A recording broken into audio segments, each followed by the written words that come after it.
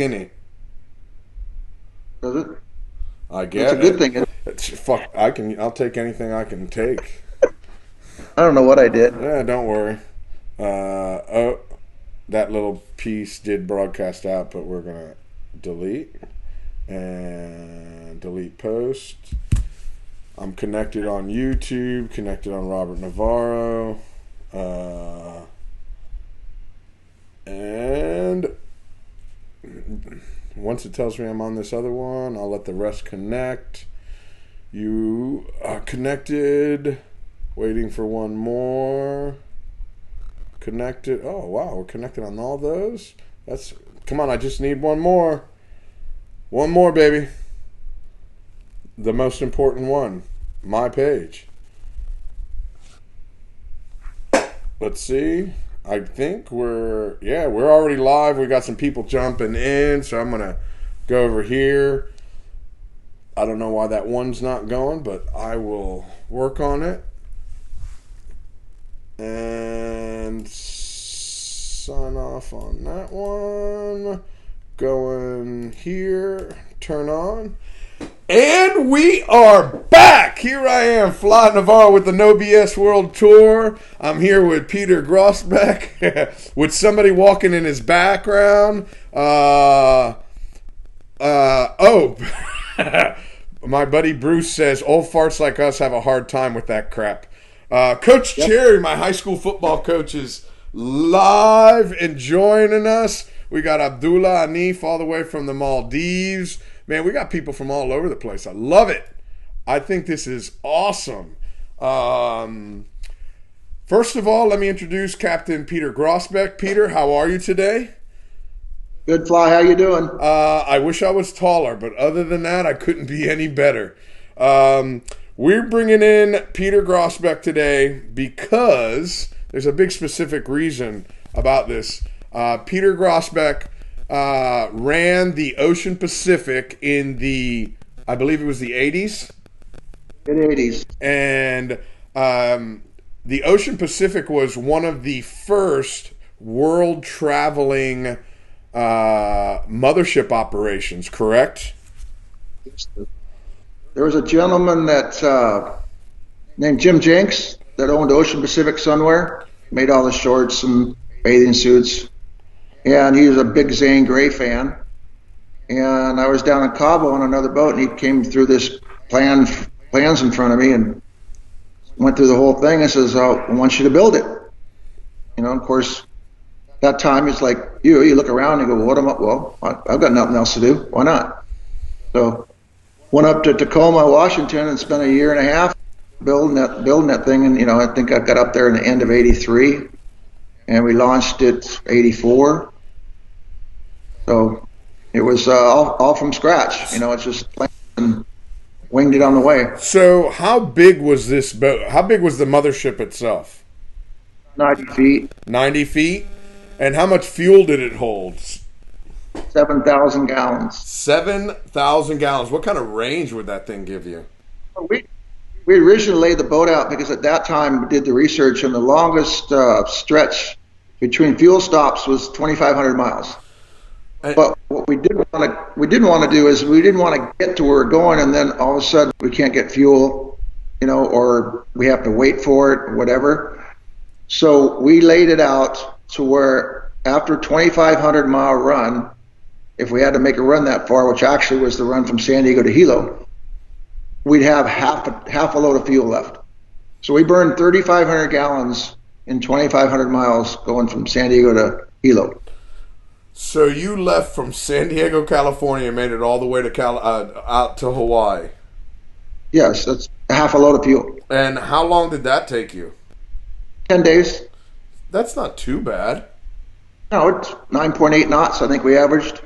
What was the weather like? Northwesterly for 600 miles, and then flat calm for 600, and the last leg was northeast trades. But we had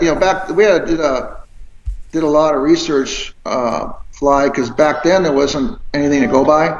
So did some research at Scripps on weather patterns for here in the South Pacific, We just did a lot of research trying to come up with the best information we could. So we built the boat to where we can be totally self-contained and not worry, depending on other people to take care of what we're doing. So like two generators and two 40 kW generators, and we had a little workshop with a lathe in it. We had like 7,000 gallons of fuel with a centrifuge, so wherever we're going, we could clean fuel, and 1,300 gallons of water, and two water makers. So we're pretty self-contained, which we figured we'd have to be because some of the places we go, there wasn't much there.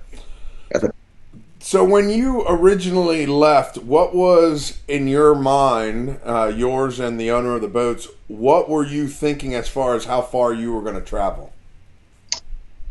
We had planned on doing the Pacific, down to Australia. Okay. The first leg was if we built the boat, took it to San Diego, from San Diego to Cabo, put it in the water there, fished it there for a little bit, put it back on the boat. I think in January we took off and went down to San Benedicto Island, loaded up on cavitos with goggle eyes. And then we went there to Clipperton, spent a week in Clipperton, and then did Cocos before you needed permits. Spent a week there, I think it was 6 days. And then we went and did Cuiba and Piñas. And at the time, the owner had a licensee in Panama.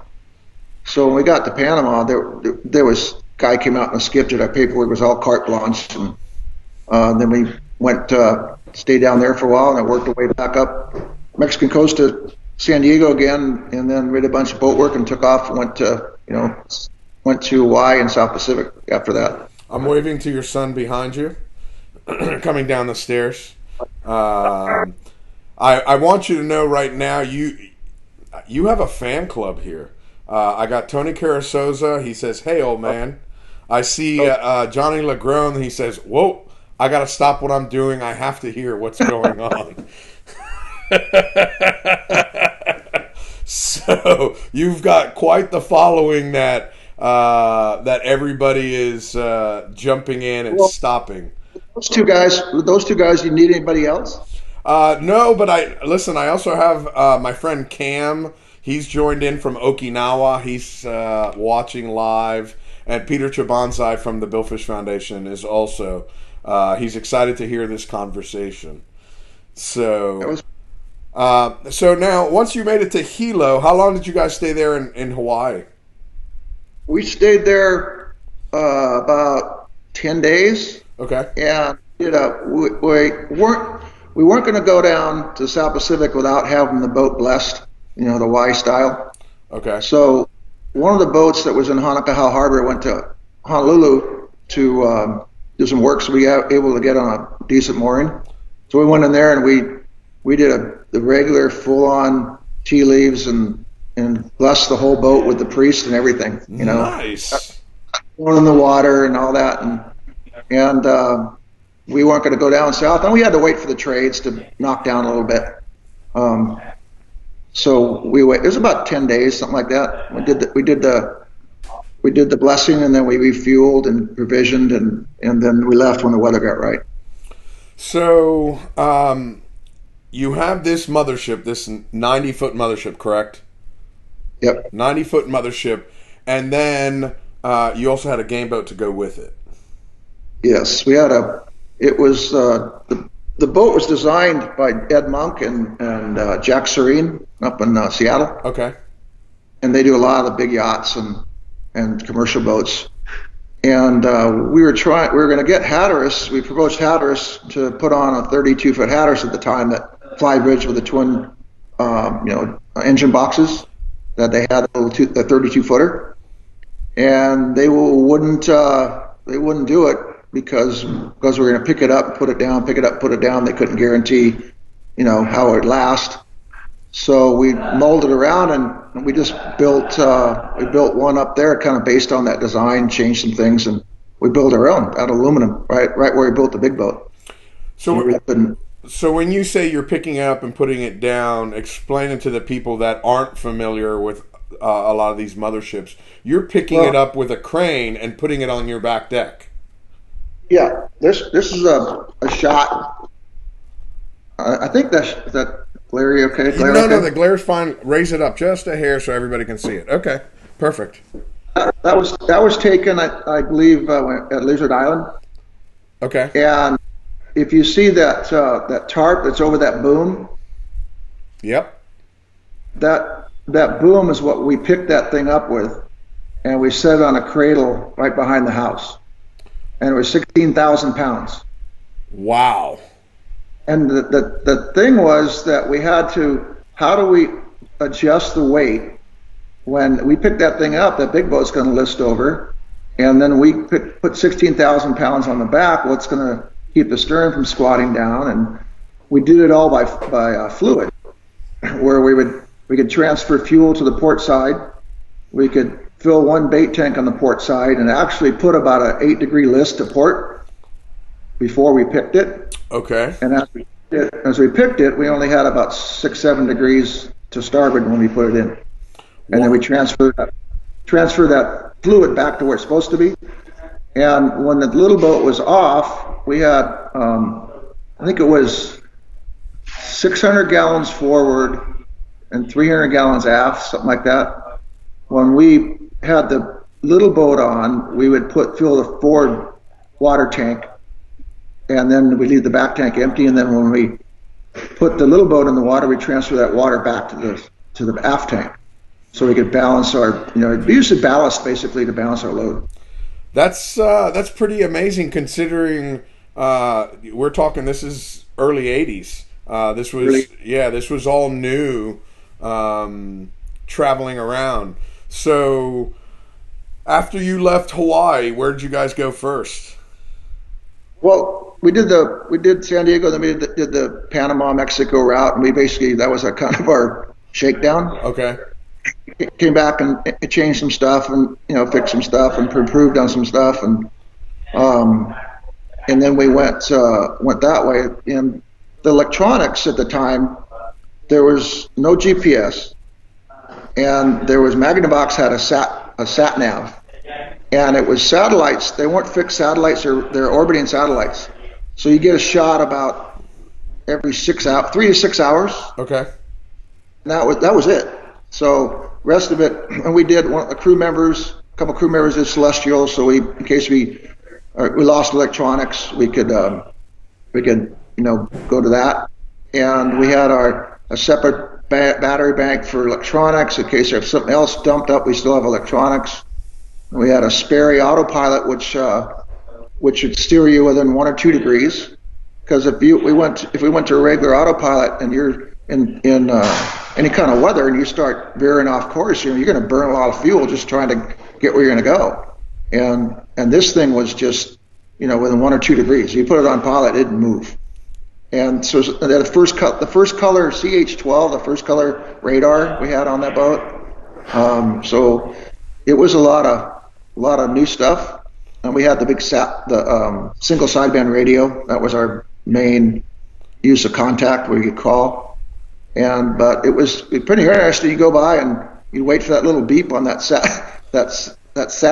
satellite machine. Oh, there, we got a fix. Yeah, we're good. we're only off by a little bit. Yeah, exactly.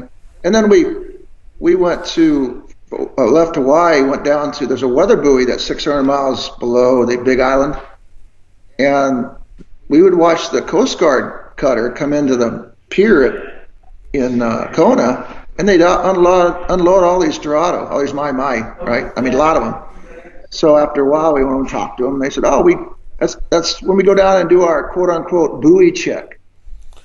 And they go down there and check that weather buoy below the island, right? So I finally got after a few phone calls to Honolulu, I got the coordinates, and we went down there, and it was just ridiculous. I mean, catch blue marlin getting into it, and then literally a mile from the buoy, it was all green. Really? You would and then you'd leave it, and you'd fish the edge of the Dorado, either coming in and going out, and you catch blues doing that. But it was just unbelievable. And you were doing this on your game boat or on the mothership itself? On the big boat. Designed the big boat where when you had this little boat on, I don't have a picture of it on, but the transom was about halfway covered halfway the cockpit. Okay.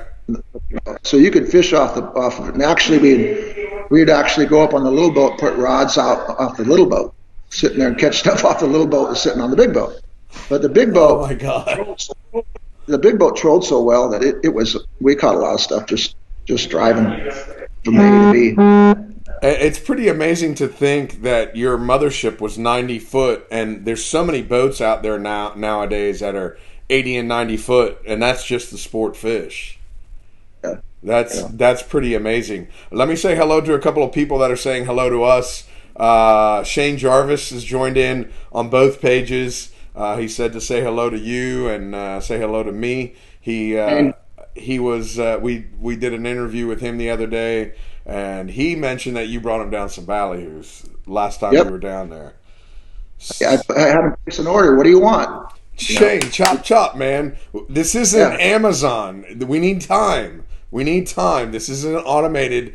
Do I look like Jeff Bezos? I don't look like Jeff Bezos. He was going to bring his boat out, his World Cat, and join us. And I figured there's no way he's not going to join us if we have all the ballyhoo. Right? I like the way you think. I know at least he'd come and get the ballyhoo. I definitely like the way you think. You just kind of hold something up there and say, if you want it, I'm not bringing it in. Yeah. I'm not bringing it in. So anyway, once you started on your trek, where was your? Take us through your route. Well, we went from, like I said, Hawaii to the weather buoy, and then we left the weather buoy, went to Christmas Island, and we spent about a week at Christmas Island. And how long of a poke was that? It was 1,000 miles from the Big Island. Okay. I think there's 600 miles to the buoy and another 500 to Christmas Island. And then we stayed there and fished there. And we had two 16-foot Lund skiffs at the time, were the skiffs to use. Uh-huh. So we had two 16-footers that we would launch, and we went and fished along the beach, and they went and fished the reefs and set the guys out. And they came back about 20 minutes later and just with mono waving in the air, just got smoked by the big GTs, and so I had to go back with heavier tackle. And then we made some friends on the beach, and they took the guys and guided them in a couple of lagoons for the bone fishing. We were catching bonefish out on the anchor in 17 gallons of water.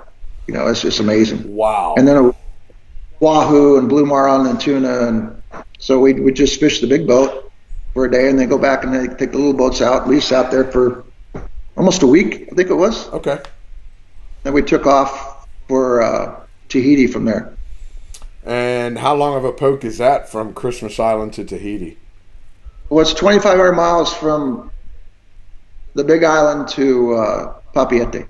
So the same run as San Diego to Hawaii. Okay. There was another one of our 2,500 mile jaunts that we knew that when we got there we'd have plenty of fuel. Okay. So we didn't. We put some fuel on there. I don't even think we put that much on, because I knew once we got over to Moorea, so we cleared paperwork there, reprovisioned, and then went to Moorea in Cook's Bay, and we stayed there we based out of there for quite a while. When you say quite a while, 6 months, 8 months? Well, we were down there for about 9. We had laid out. I went to Scripps Institute of Oceanography in La Jolla. Okay.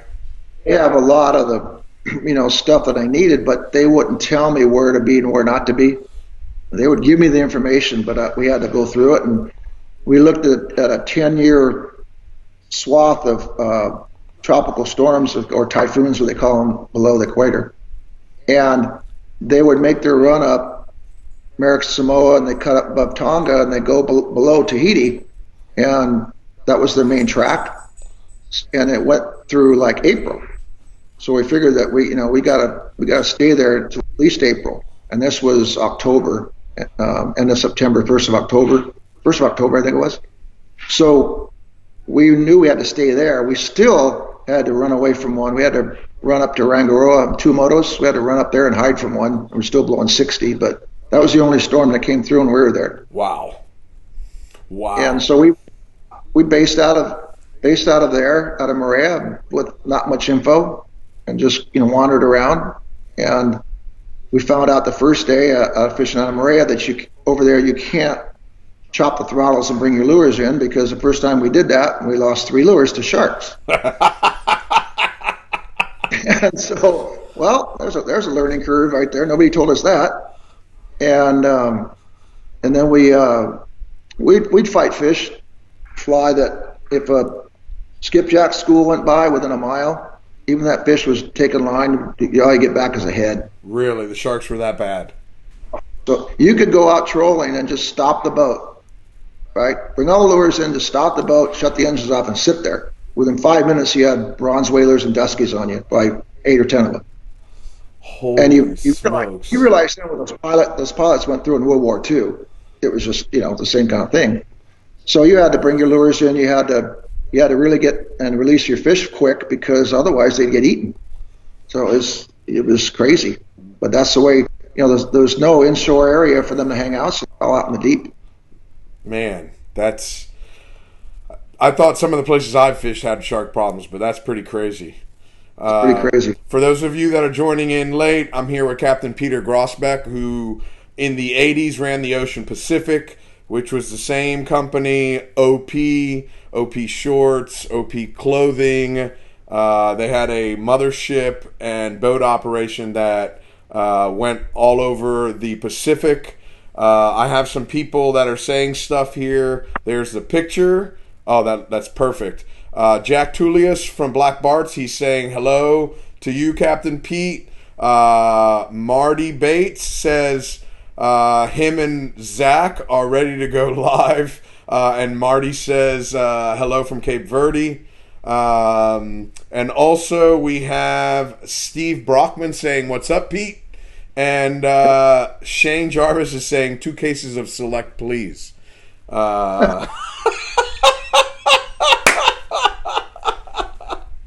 So, anyway, after you're down there for these 9 months and you're dodging sharks, what in that whole time frame? What was tell us a little bit about the bill fishing you saw there. What was the biggest blue marlin you saw? What was the biggest black marlin you saw, if you saw one at all? Let us. We're down there with nothing. So we figured out that all the current is wind related. So the harder the wind blew, the more current you'd have. Okay. The flat greasy days, which not too many of them, we never had a bite. In fact, we wouldn't even go out. And the Maria, where it would blow, we'd blow a harder blow. You go down the island, and it would wrap around the island. There'd be an eddy that came off, like it was right outside of where Club Med used to be. And that water would eddy up, and we'd fish. The stuff would stack up on that eddy when the wind blew. And the less wind, the more you move back up the island. So it took a little while to figure that out. Once we got figured that out, we were doing pretty well. And on that one day got blown down, and there's a big rip, and we sat and fished the rip through the tide. And we had I had Kenny Hughes with me, who used to work for Bart Miller. Okay. On Black Bart back then. He came with us, and he had seen a bunch of big fish anyway. And we had one on that Kenny said was 12 maybe, and knew it was at the mark, but it came its short corner, and we using at that time the 3-speed fin oars. Okay. With the Jack Erskine rods, those were the things to use. But when we were doing this, we had the 130, we had the whole shot, and we had this thing. She could only get out of the water about halfway. And we had her on for 45 minutes, on 130, straight up and down, and pulled hooks. That was the biggest one we saw. We caught a couple, fish 800, 600. But again, those fish we'd have to really hurry. We get a fish on the leader maybe 6 or 8 times, and there's 5 sharks on it, chasing it around. Oh. Probably grab a leader again, and just cut it off, because they're just going to eat it. So that big fish, what did it eat? You said it was the right corner, but do you remember what lure it was? Kenny had this big white, hell, I don't know, maybe he stole it from Bart. I don't know. It was a big white-headed short corner bait that lived there, right? and it was a white head with a pink and white skirt on it. Okay. And that was Kenny's. That's what it lived there. Right there and on that wouldn't corner. get very bites, but the bites we got were all big ones. Okay. And then we helped set up the first Tahitian International Billfish Tournament. We helped set that up. There's a guy named Alvin Ellicott who I think he was involved with the IGFA back then, and another guy named George Depari, and they had a little fishing club, the Harua Fishing Club, Marlin Club, or something like that, out of Tahiti.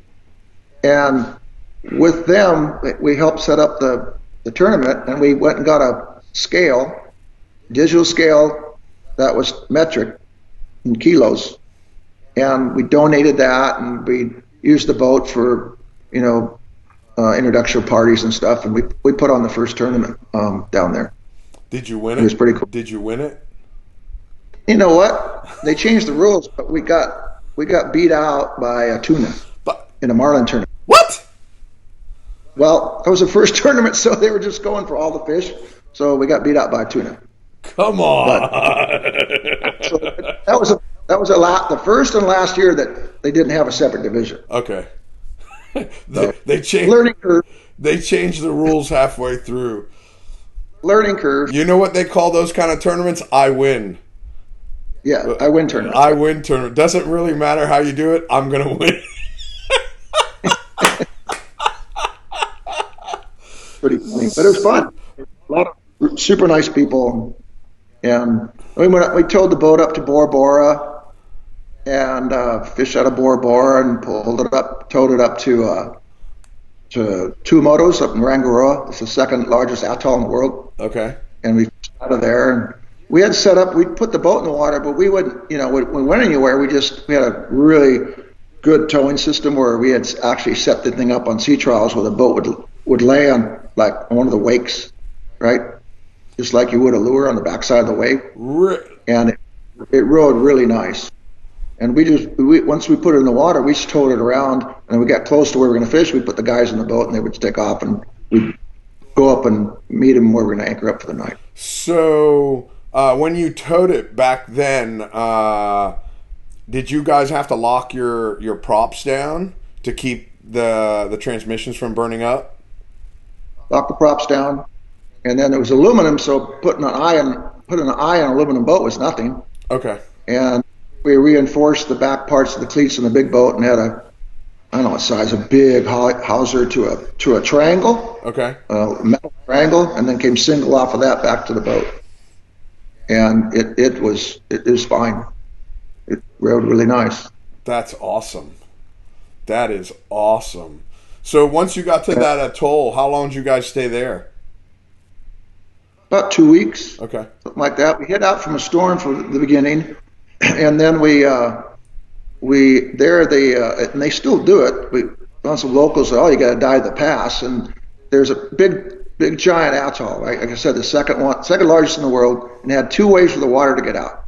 So when the tide would come in or tide would go out, you'd get in the beginning of the pass or end of the pass, and you dive down about 50 feet, and you just go into a little ball, and you get pushed. You don't even move. You get pushed right out, and you go by all these tropical fish and sharks and all this stuff, and it just pushes you right out. You just kind of balance yourself. Wow. A skip picks you up, brings you back, and does it again. That's pretty cool. Yeah, it was amazing. And then there was a couple buoys out front that had a lot of tuna on them, scattered marlin bites, but we spent a lot of time inside the lagoon. Nice. It was pretty. So then there wasn't much there. No. So after there, where'd you guys go on to? Then we went back to Moorea, and then we went over. There's a bay next to Cook's Bay. Okay. Cook's Bay was, the Mutiny of the Bounty was. Yep. And we went to Ponoho Bay was next to it. That's what Jimmy Buffett wrote one particular harbor off of that bay. So we went in there and loaded the boat, and we had to wait for a storm to go by down below us, and we were going to go to Fiji, and we got down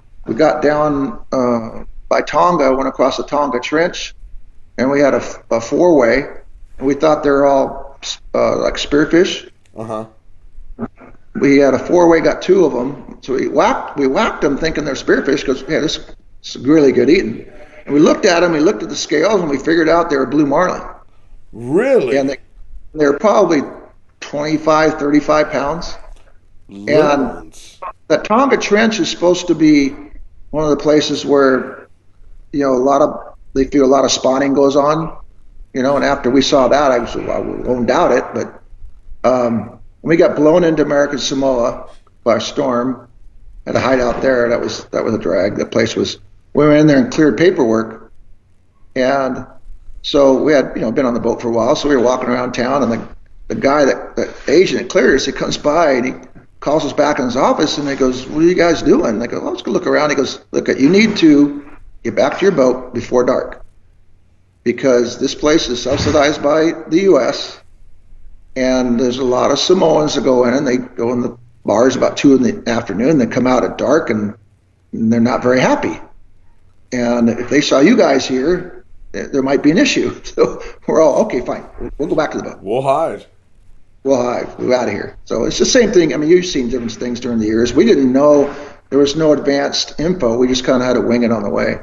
And and that brings up a point that I was thinking of. So you've already mentioned a couple of storms and weather. Well, nowadays, with all the satellite imagery we have, we know what a storm's doing with the predictions. We know where they're going within a few, maybe 100 miles.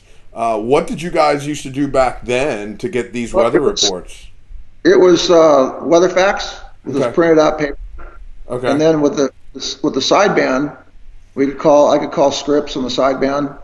Either on the sideband itself, I couldn't get them. I'd call them KMI, and the boat to phone thing, and we would take information off of that. We'd look at the weather facts, and then we get the update from them. Again, they couldn't tell us what they could do. We just wanted the latest update, and we'd stay on top of that, and we were able to watch it pretty close. And what we didn't do, we didn't, like, now you can kind of wait until, okay, it's going to pass.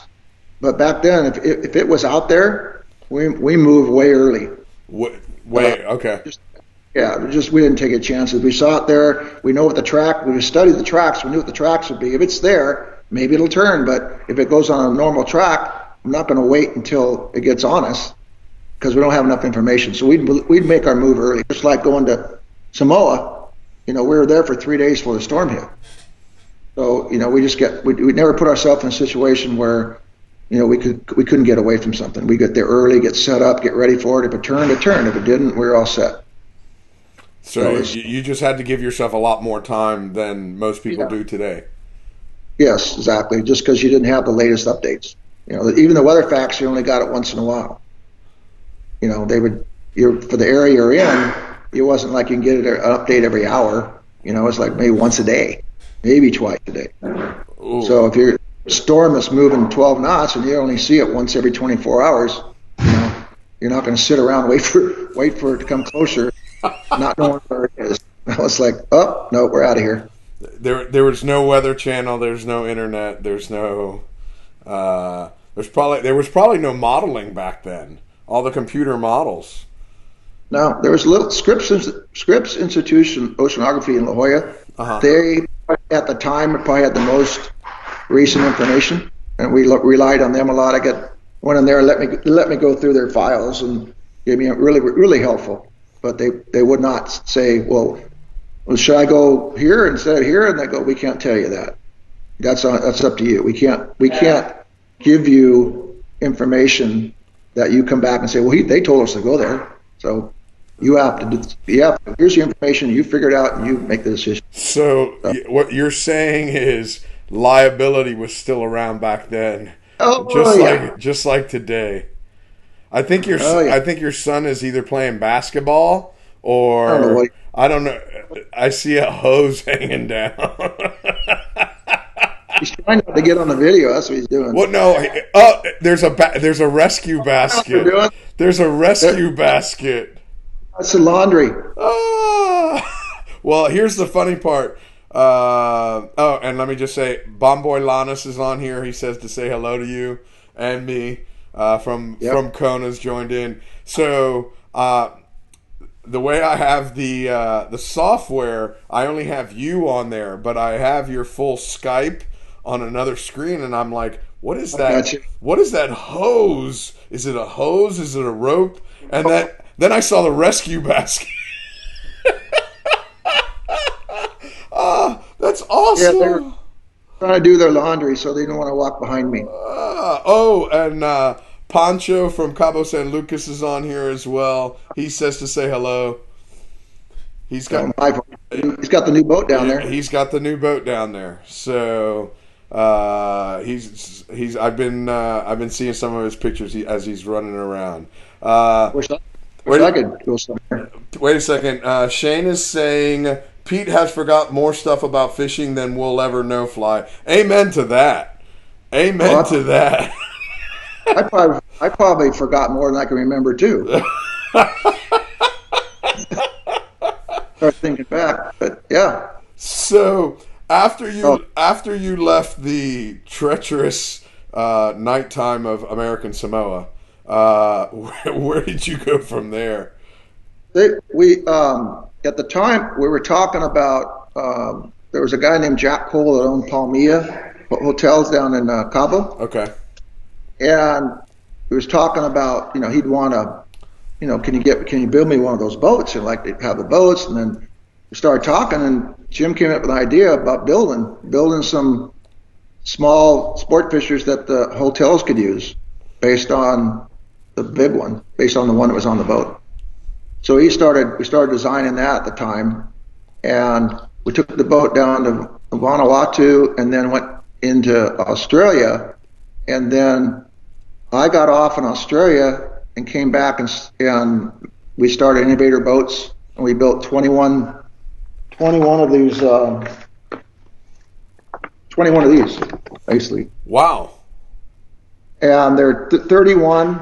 You can pull them on a trailer, and Palmilla had 5 of them, and we fished one up here when we came back with a boat, and we sold 20 of them, like I said, and there's still a handful of them down in Cabo as charter boats.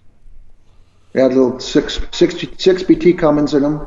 And the one thing we did on the 33 is we had the reverse transom, and we had a reverse transom. We had to crown the transom with the rounded corners, and we had a little lip underneath the transom where it actually get lift. When you And were backing up. yes, Really? Okay. yeah, we started that. We did that, on the 33, and we did the same thing on the same thing on the 31. And you can kind of hard to see, the Oh no. transom. You can definitely, that's perfect where you got it held right there. So you Yeah, actually, you got off the boat just to come up yeah. and start this company. Uh-huh. And then I went back down there, off and on, when we did the reef and New Zealand, but I always came back and managed the building the boats. It was fun. So, and because I know we have one Kiwi on here, I want to hear a little bit about fishing the reef and fishing New Zealand. It's too early in the day to have a lot of our followers from Australia join in. But when you went and fished the reef, tell us a little bit about it. How was it? That was we based out of Lizard Island at the time. Okay. Fishing down the fishing number 10, and it was, we were the outsiders. We didn't know much, but we tried to figure it out as best we can. We did okay. We did, there's guys, the local guys. We learned a lot from them, and I think we caught one that died. It was 1100. Wow. Then the regular, stuff all day long, and going on the island, and so we'd fly into the island, and we'd have the little boat there, and we'd go from there out to the mothership was out on the reef anchored up, and we dive the cod hole in the morning because most of the better fishing was the afternoon anyway, and it was interesting. John was a gentleman captain we know named John Ingram. Okay. He ran the boat when it was down there, and then I'd come in and would go fly back and forth, and because I had to stay on the innovator project, so we had six boats to build for a hotel in a period of time. Holy And smokes. yeah, it was. And then when they finally decided to leave, we had come up with a plan. Well, we can't really, if we're going to build these boats, we can't really bring this boat back up because it's a different boat. Basically, it's 33. It's longer and wider, and so we actually sold the boat in Australia. And I guess right after we left, the guy took it out at night and outside some river pass, all the passes are, the rivers and stuff, and he actually turtled it Oh, coming back in and busted up. They found one of the engines down the beach a couple miles a few days later. That was it on that thing. no bueno. No, so they ran the thing back up, and then Jim did the boat deal, and then he kind of backed off and sold. I forget what year he sold the boat, but it was quite the adventure for sure. That is pretty amazing. Going around the entire South Pacific well before you had all the tools that we have nowadays.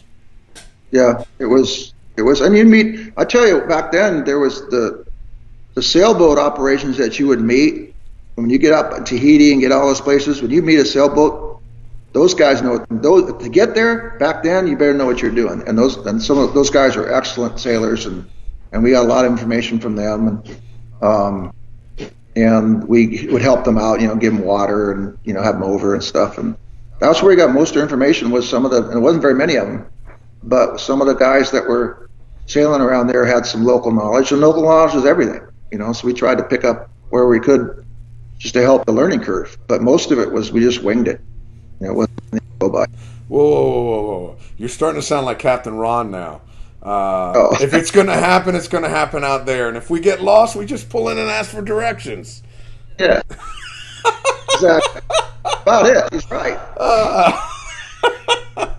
That's funny. That's It was quite the deal. It was, putting that thing off and on, and we didn't really. If we went on it, if we took off, like we went to Hawaii, we put it in the water in Tahiti for 8 months, and then we didn't pull it back out. So it's not like we pull it out.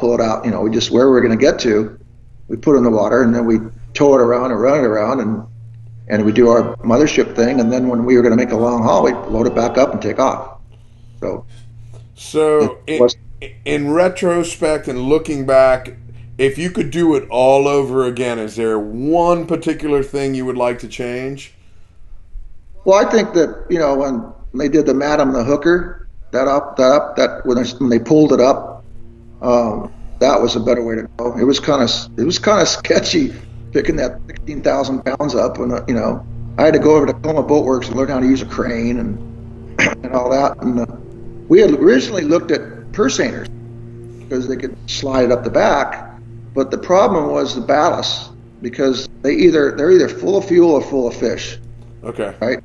So it was a situation we couldn't put the staterooms we wanted into it because you'd have to use those wells to flood full of fuel or water.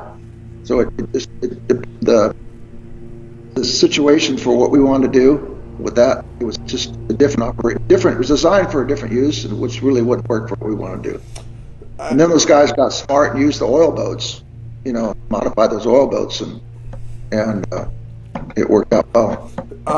So, and that's making me think, around the same time, it could have been a little after you guys, there was the El Zorro on the Atlantic side. But I believe, I can't remember, did they lift theirs up as well, or did they slide it up on rails like the Madam Hook? They pulled it up on rails. Okay. And they had a smaller boat on there. I think they were started out towing. They lost it, and they came back. They had an innovator, one of our boats on. Okay. They had it on it. So I don't know if you know, maybe you do, or maybe I told you, but I actually worked with Captain Billy Bohr for 3.5 years. Did you? Yeah. So I used to get a lot of those stories from the El Zorro days. That was a converted sport fishing boat out of California. Say it again? It was the cattle boats out of California. That was originally a cattle boat. Is that what it was? Yeah, and they modified it to do that. I believe that boat right now is in Trinidad. I believe. I'm not 100% sure, but I think that's where the last I heard. And I see Jason Bryce on here. He said he ran into the Ocean Pacific up in the northern British Columbia summer before last. New owner was planning on taking her somewhere. I can't see it on my phone. And we also have Captain Terry Robinson on here, who worked on the Tyson's Pride and the Horizons. So Yeah, around here in Cabo. Yeah, When they had the whole operation in Cabo. that's another mothership operation, but that was years after somebody like you innovated it. Jim Jenks is the one that came up with it, and he like I said, he was a big Zane Grey fan, and he had the whole books, the whole books of Zane Grey, and he just got that idea from that, from the fishermen, and he started reading those stories and stuff. I do that, So Let's do it. we looked at a bunch of things, and he took it up and went up to Seattle and got with Ed Monk, and could we do this or not? And after a bunch of obviously months of planning, they came up with this and the boatyard to do it. So that's pretty amazing. That's pretty cool. That's way cool. We launched it in '84 Fly, and it's still around. Really? It's running around. I think it's up in Seattle area now. Seattle Airport. That's what Jason's saying. It was up in he saw it in British Columbia this summer. Yeah. And the new guy bought it. Never put another boat on it. Just ran around in it.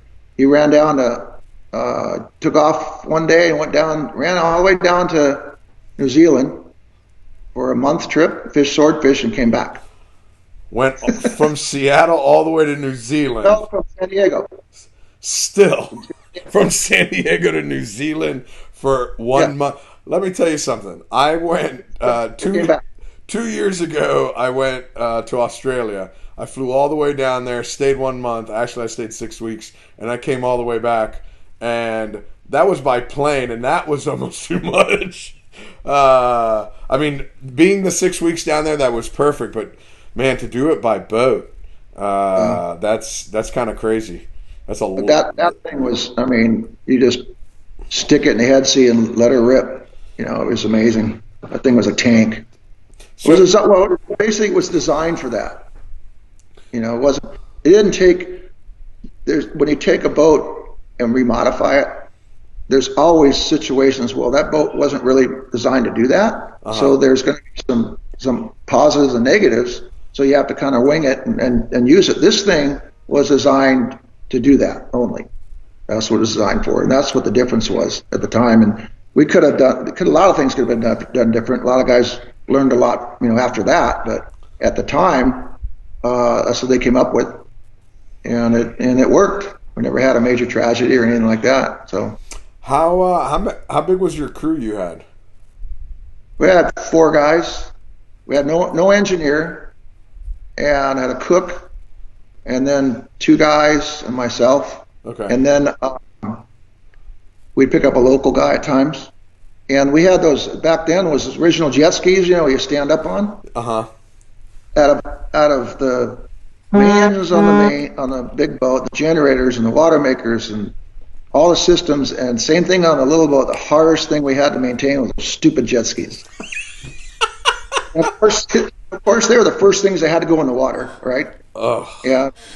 So I mean, we had a bench with extra batteries, and they're hard to maintain, harder than anything else on the boat. Wow. I hated those things. So you mentioned water maker, and that was way early on in the whole days of water maker. How much water could you make in a day back then? Back then there was the salinity. The salinity water makers. It was just they would basically squeeze the fresh water out of it. And so we could only make about 100 gallons a day, but we carried 1,300. So did you just keep that thing running all day long? Yeah, it just would run. We had 2 of them. You had 2 of them? Okay. We could make 200 gallons a day back then, which was plenty. When I was on the Real Tide, we made 200 gallons an hour. I know. An hour. Oh, that the 72 I'm on, we make 140 between the two. But 140 between the two of them. That's on great. the It's but you carry 345 gallons, but when you carry 1,400 gallons of water, whatever it was, that's a lot of water. So you can let the thing run. And there was our major washdown we used a lot of water, but otherwise we wouldn't use that much. and was that big boat? You said it was aluminum? Yes, Okay. aluminum house, fiberglass hull. Okay. Yeah. So it wasn't So steel. It he- wasn't steel where you had to needle gun it constantly. no, they had the only thing with steel was the boom. Okay. And the boom and the ears and all that hardware we had to stay on top of. But everything else was aluminum, and it was beefed up, and the mast was designed to hold the weight, and they had these van winches which we let it out and bring it in, and they were welded to the big plates welded to the side of the house, and it didn't look like it, but that house was beef because that house took all the load. Okay. So they designed it all. There's a company called Tacoma Boat Works right next to Jones Goodell, and their engineer designed all the winches and booms and all that stuff. So it was back then. That was no problem. The hydraulics and the booms and all stuff. All commercial boats up there. They did that every day. It wasn't that big a deal. And we put one of those hydraulic anchor winches, the big ones, the drums, Uh-huh. put it on the bow. And we had 600 feet of 5/8 cable and 100 feet of 1-inch chain with a 190-pound dam port. Wow. So we let that thing go. We let it go. You have to let it go in the right spot, but you let it go in a sandy area. I mean, you didn't go anywhere. You were there. You were there. See, that's what we're there. I mean, we're there to stay, so to make sure we didn't go anywhere. And we didn't. We never moved. That's We had a hard time. Times we had anchored up for 3 months, go pull the anchor, and it almost bogged down the hydraulics. Thing's just buried. It's growing into the ground. Yes, which is a good thing. No, it's secure. It's one of those things you can sleep at night comfortably. Yeah. Comfortably. So, well, Pete, I really appreciate this. I can see all the comments coming in. I've asked you the questions that come in, and the bait order. It's out of my hands now. It's between you and Shane. But I want to say thank you. I'm sure everybody else. Wait a second. Camilla Ingram is saying we miss you tons, Pete. Yeah. So I've seen That Gray on here, and I saw Camilla jump in there, but she commented. So Yeah. she says she misses you. I had opportunity to fish with them in that Pescador tournament, the ladies tournament in Capos. Uh-huh. The last day of the second leg, Okay. and sitting up with Scotty, running the sonar, and it was fun. That Pescador tournament is really good. It looks like a lot of fun. They do a really good job, and that's an up and coming tournament for sure. Yeah, they do a really, really good job. Samantha does a wonderful job with that. Phenomenal. Yeah, and it's good to see that. I remember when she originally was talking to me about it. She said, "Hey, I got this idea for a tournament.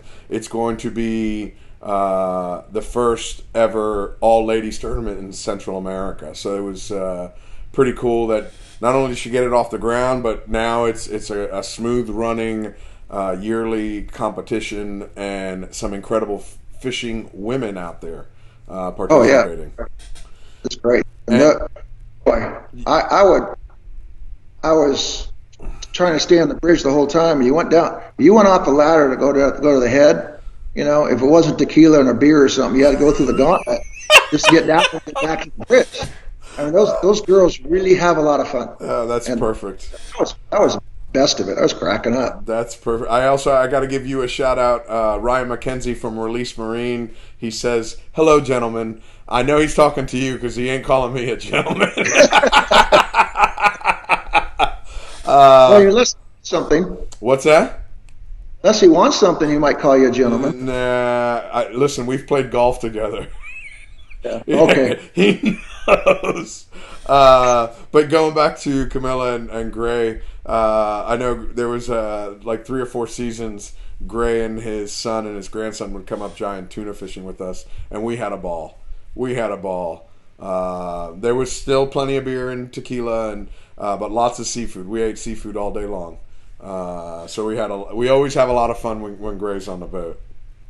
Yeah, it was fun. Perfect. Well, Pete, I'm just going to hold on to you for a second. I'm going to sign off with everybody else. Everybody, thank you so much for joining us today in the No BS World Tour, trying to fill up social media with some positive fishing stories and get away from the politics. You can't talk politics here in the No BS World Tour. We're coming at you to tell good fishing stories, talk about your businesses, and talk about anything you want as long as you're happy about it. So, Pete, thanks for joining us. And everybody, I will see you mañana. Not sure who I'm going to get online. I know I had a couple of people that recommend me talk to Jeffrey Wilson. He's catching a lot of swordfish in Texas right now. So we'll see. We should get him on. He's a great guy. Jeffrey's great. Somebody else reached out to me. I guess up in South Carolina, somebody, Little Bill was the mate. They had a billfish come up on the bridge teaser. They pitched it. They fought it for 3 hours on a dink bait on a 20-pound, and they thought it was a blue marlin, and it ended up being like a 241-pound swordfish. Oh. Came up on the bridge teaser. Yeah. Somebody sent me this story. They're like, "Hey man, you got to call this guy." So, Jack, I will call you right after this, and then Roger, if you're listening, I will call you right after this as well. So, Pete, stand by. Guys, thank you very much. Guys and gals, thank you very much, and we will see you mañana. Peace out. Yeah.